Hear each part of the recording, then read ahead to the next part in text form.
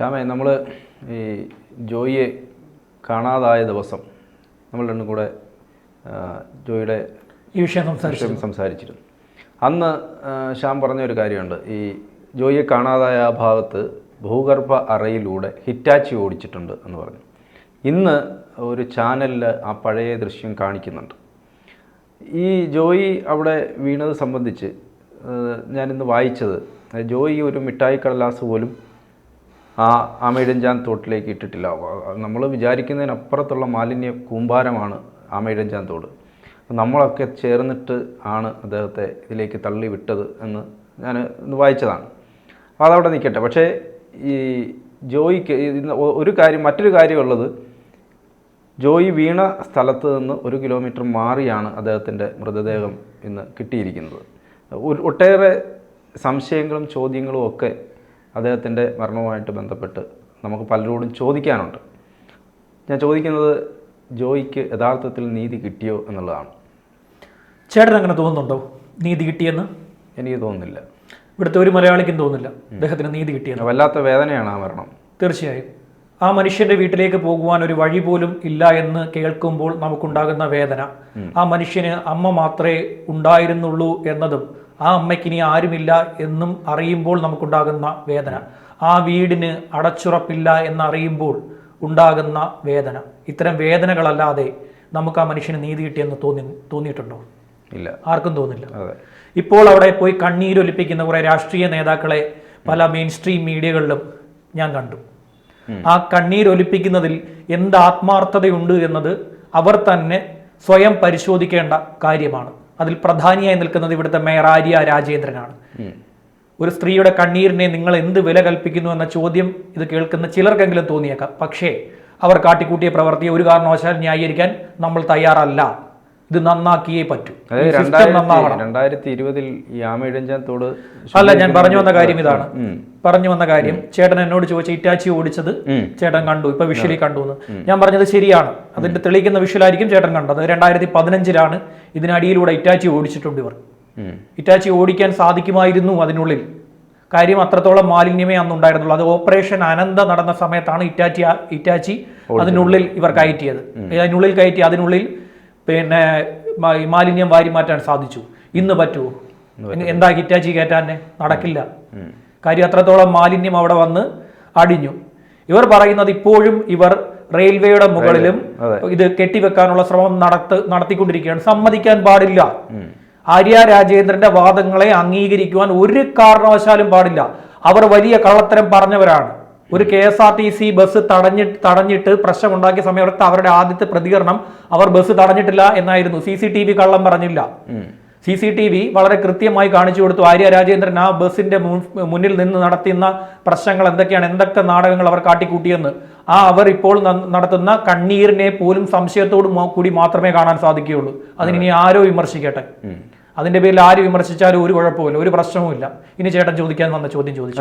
ഞാൻ ചോദിക്കാൻ വന്നത്, ഇതിനകത്തൊരു കണക്ക് വരുന്നുണ്ട്. അതായത് 20 കോടി രൂപ 2020 25 കോടി രൂപ 2020 ഈ ആമയിഴഞ്ചാൻ തോടിന് വേണ്ടിയിട്ട് മാറ്റി വെച്ചിട്ടുണ്ട്. പക്ഷെ ആ കാശൊന്നും അവിടെ ചെലവഴിച്ചിട്ടില്ല. പുട്ടടിച്ചു, അടിച്ചു മാറ്റി കൊണ്ടുപോയി. ഇവിടുത്തെ നഗരസഭയിലെ ഉദ്യോഗസ്ഥരുടെ വീടുകൾ നിങ്ങൾ ഈ പ്രേക്ഷകർ ഇത് കാണുന്നവർ പോയി നോക്കണം. ഇവരൊക്കെ എത്ര നിമിഷ നേരം കൊണ്ട് എങ്ങനെ ഇവരൊക്കെ വളർന്നു. ഇവിടുത്തെ നഗരസഭയുടെ സിസ്റ്റത്തിൽ വരെ തിരിമറി നടത്തിയിട്ടുണ്ട്. സോണൽ ഓഫീസിലെ സിസ്റ്റത്തിൽ നിന്ന് തിരിമറി നടത്തിയിട്ടുണ്ട്. വലിയ തിരിമറി ഇവിടുത്തെ സിസ്റ്റത്തിൽ കയറ്റി. അതായത് നഗരസഭയുടെ നെറ്റ്വർക്കിനുള്ളിൽ കയറി കാര്യങ്ങൾ രേഖകൾ തിരുത്തി അഴിമതി നടത്തി. ഇവിടെ ഓപ്പറേഷൻ അനന്ത എങ്ങനെ 2015 നടന്ന ഓപ്പറേഷൻ അനന്തയുടെ ആദ്യ ഘട്ടത്തിന് ശേഷം ഇവിടെ അട്ടിമറിച്ചാണ്. 3 ഘട്ടങ്ങളായിട്ടാണ് ജിജി തോംസന്റെ നേതൃത്വത്തിൽ അത് നടത്താൻ ഇവർ തീരുമാനിച്ചിരുന്നത്. വലിയ പ്രഖ്യാപനം 2015 ബിജു പ്രഭാകറും ജിജി തോംസണോട് കേന്ദ്രീകരിച്ചുകൊണ്ട് അവരുടെ നേതൃത്വത്തിൽ ഈ അനന്ത നടക്കുന്നത്. അനന്തയെ ഇവർ 1ാം ഘട്ടം പൂർത്തിയായപ്പോൾ തന്നെ ഇവർ അനന്തയ്ക്ക് തുരങ്കം വെച്ചു. ഇവിടുത്തെ നേതാക്കളാണ് തുരങ്കം വെച്ചത്. എന്താണെന്നറിയാമോ? ഇവിടുത്തെ SS കോവിൽ റോഡ് ഉയർത്താൻ നോക്കി.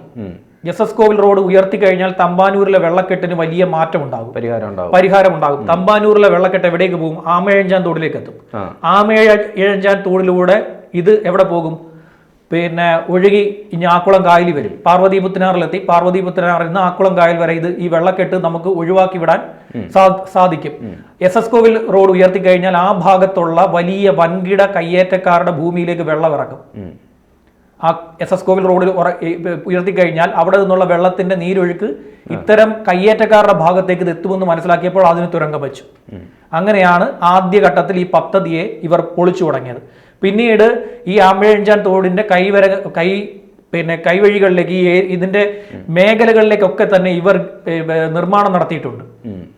ഇവിടെ നിർമ്മാണം നടത്തിയിട്ടുണ്ട്. ഇല്ലെങ്കിൽ സംശയമുണ്ടെന്നെങ്കിൽ നമുക്ക് പോയി ഇവിടുത്തെ ഏത് പ്രേക്ഷകരും, ഇത് കേൾക്കുന്ന ഏത് പ്രേക്ഷകരും പോയി നോക്കാം.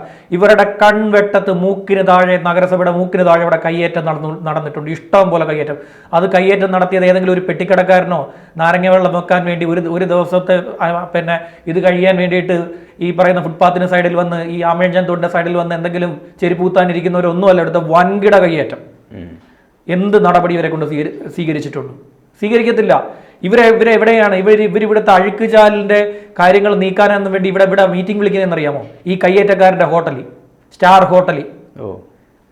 ഇവിടുത്തെ മാലിന്യമുക്തമാക്കാനും നഗരം മാലിന്യമുക്തമാക്കാനും പിന്നെ ഇവിടുത്തെ വെള്ളക്കെട്ട് ഒഴിവാക്കാനും ഈ നഗരത്തെ പുതിയൊരു നഗരമാക്കി മാറ്റുന്നതിന് വേണ്ടി സെമിനാർ സംഘടിപ്പിക്കുന്നത് കയ്യേറ്റക്കാരന്റെ ഹോട്ടലിലാണ്.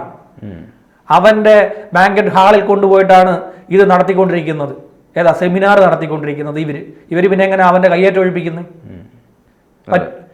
അവന്റെ ഹോട്ടലിൽ പോയി അവന്റെ അച്ചാരം മേടിച്ച് തിന്നിട്ട് അവന്റെ കയ്യേറ്റം ഇവരെങ്ങനെ ഒഴിപ്പിക്കും? ഇവിടുത്തെ മേയർ എങ്ങനെ ഒഴിപ്പിക്കും? നടക്കുന്ന കാര്യമാണോ? ഇപ്പൊ അവർക്ക് 3-4 വാഗ്ദാനം കൊടുത്തിട്ടുണ്ടെന്ന് ആ കുടുംബം പറയുന്നു. എന്റെ അഭിപ്രായത്തിൽ ആ തീരുമാനം രേഖാമൂലം എഴുതി മേടിക്കുന്നത് വരെ ആ മൃതശരീരം സംസ്കരിക്കാൻ പാടില്ലായിരുന്നു. ഇവരിപ്പോ അവിടെ പോയി നിന്ന് എല്ലാവരും കൂടെ പോയി നിന്ന് പൂങ്കണ്ണീർ ഒലിപ്പിച്ച് അവിടുത്തെ പ്രതിഷേധത്തെ തണുപ്പിച്ച് ആ മൃതശരീരം അടക്കി അവിടെ നിന്ന് മടങ്ങാനുള്ള ശ്രമമാണ് ഇപ്പൊ നടത്തി. രാഷ്ട്രീയ നാടകമാണ് അവിടെ കളിച്ചിരിക്കുന്നത്. ചെയ്യരുതായിരുന്നു, അടക്കാൻ പാടില്ലായിരുന്നു, അടക്കരുത്. ഒരു മൊബൈൽ മോർച്ചറി കുറച്ച് സമയമെങ്കിലും എടുത്തു വെച്ച് ആ മൃതശരീരത്തെ അഭിമാനിക്കാൻ വേണ്ടിയല്ല ഞാൻ പറയുന്നത്, അത് അവിടെ വെക്കണമായിരുന്നു കുറച്ചു നേരമെങ്കിലും. ഇവരവിടെ പോയി നിന്ന് നിമിഷ നേരം കൊണ്ട് അത് അടക്കിപ്പിച്ചു. കണ്ടോ? നിമിഷ നേരം കൊണ്ട് അടക്കിപ്പിച്ചേ. കാര്യം ആ അമ്മയ്ക്കോ ആ ബന്ധുക്കൾക്കോ ഒന്നും ഇവരുടെ രാഷ്ട്രീയ നാടകം മനസ്സിലായിട്ടില്ല. ചെയ്യരുതായിരുന്നു, അവിടെ വെക്കണമായിരുന്നു. രേഖാമൂലമുള്ള ഉറപ്പ് തരണം. അവർ പറഞ്ഞിരിക്കുന്ന ഇവർ അവർക്ക് കൊടുത്തിരിക്കുന്ന വാഗ്ദാനമായിട്ട് അവർ പറയുന്ന കാര്യം 10 ലക്ഷം രൂപ അമ്മയ്ക്ക്, ഒരു വീട്, ബന്ധുവായിട്ടുള്ള ഷിജിന് ജോലി കൊടുക്കാന്ന് പറഞ്ഞ എവിടെ റെയിൽവേയിൽ. ഇവരെങ്ങനെയാ റെയിൽവേയിൽ ജോലി കൊടുക്കുന്നത്? ആര്യ രാജേന്ദ്രൻ എങ്ങനെയാ ഈ റെയിൽവേയുടെ സൗത്ത് സോൺ ആര്യ രാജേന്ദ്രനെ ഏൽപ്പിച്ചിട്ടുണ്ടോ? എനിക്കറിയില്ല. ആര്യ രാജേന്ദ്രനെ ഏൽപ്പിച്ചിട്ടുണ്ടോ എന്നുള്ള കാര്യം ആര്യ രാജേന്ദ്രനോട് പോയി ചോദിക്കേണ്ടി വരും. നിങ്ങളാണോ ഇനിയിപ്പം റെയിൽവേ നിയമനം നടത്താൻ പോവാന്നോ? റെയിൽവേയിൽ ആശ്രിത നിയമനം നടത്താൻ പോലും റെയിൽവേയുടെ ജീവനക്കാരനല്ലാത്ത ഒരാളെ എങ്ങനെ ആശ്രിത നിയമനം നടത്തും? ആര് പറഞ്ഞു കൊടുത്തു ഇവർക്കിത്? ആ പാവങ്ങളെ പറഞ്ഞു പറ്റിക്കുന്നു. ആ പാവങ്ങളെ പറഞ്ഞു പറ്റിക്കുന്നു. നഗരസഭയിൽ ആശ്രിത നിയമനം നടത്താൻ പറ്റുമോ? അത് കരാർ കൊടുത്ത കരാറുകാരന്റെ സ്റ്റാഫാണ്. എങ്ങനെ ആശ്രിത നിയമനം നടത്താൻ പറ്റുമോ നഗരസഭയിൽ? ചേട്ടൻ പഠിച്ചിട്ടുണ്ടോ എന്നുള്ള കാര്യം അല്ല, ഇവർ ഇത് കേൾക്കുന്ന ആർക്കെങ്കിലും അന്വേഷിക്കണം പോയിട്ട്.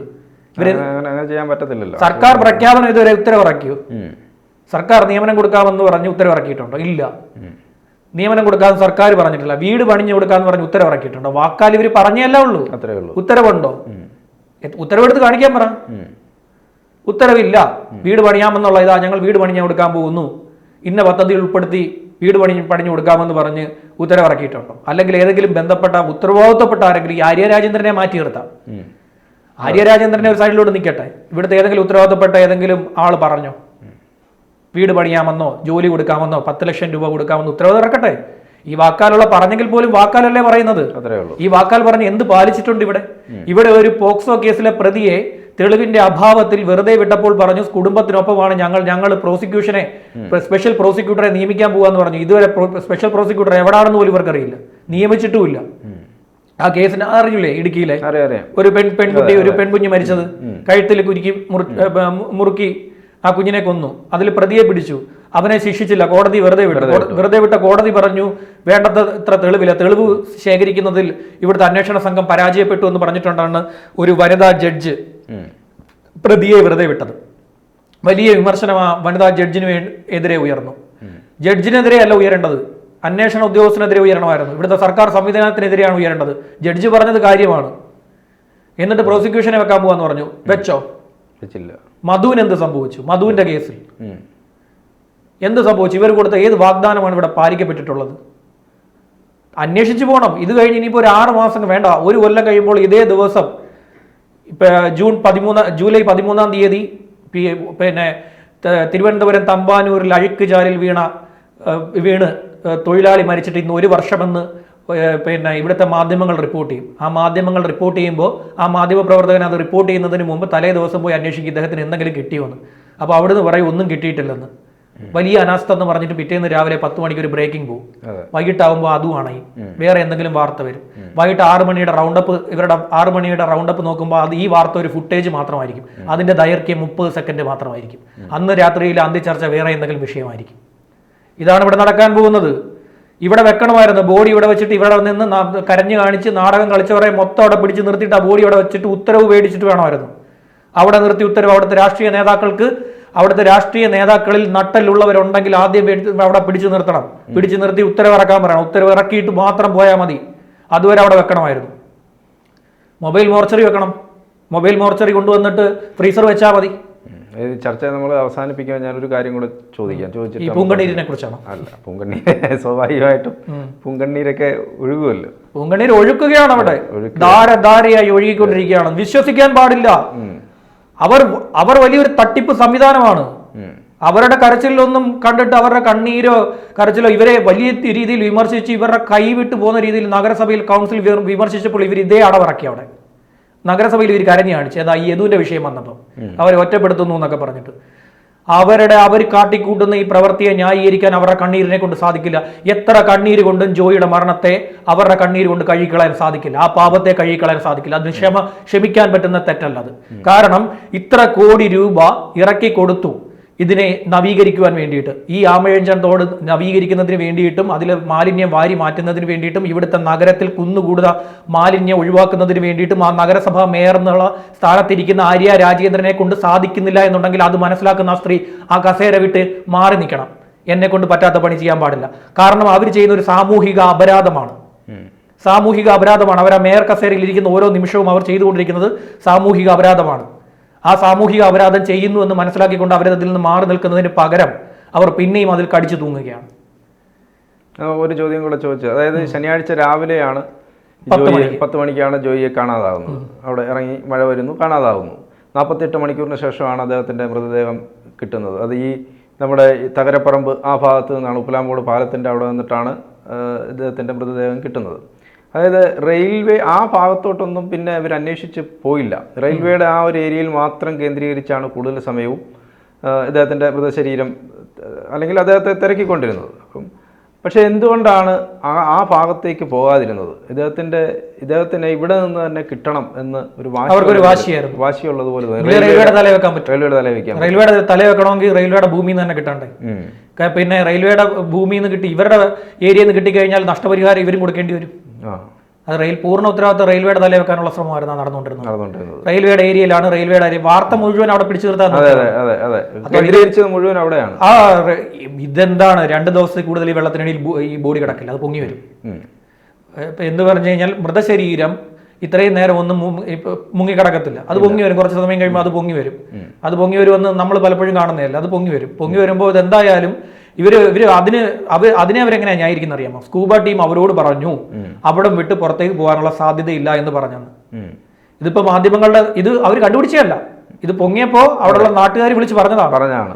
തകരപ്പറമ്പിൽ ഇത് കണ്ടപ്പോൾ ഇതിൽ സംശയിക്കുന്ന ഒരു ചാക്കുകെട്ട്, തുണിക്കെട്ട് കിടക്കുന്നത് പോലെ തോന്നി എന്ന് പറഞ്ഞ് ഒരു നാട്ടുകാരൻ അറിയിച്ചതിനെ തുടർന്നാണ് അവിടെ പരിശോധന നടത്തി ഈ ബോഡിയാണെന്ന് കണ്ടെത്തിയത്. രാത്രിയിൽ വല്ലതും ആയിരുന്നെങ്കിൽ അത് വലിച്ച് അവർ തിരിച്ചു കൊണ്ടുവന്നേനെ. അങ്ങനെയുള്ള ഉടായ്പകളൊക്കെ ഇവർ കാണിക്കും.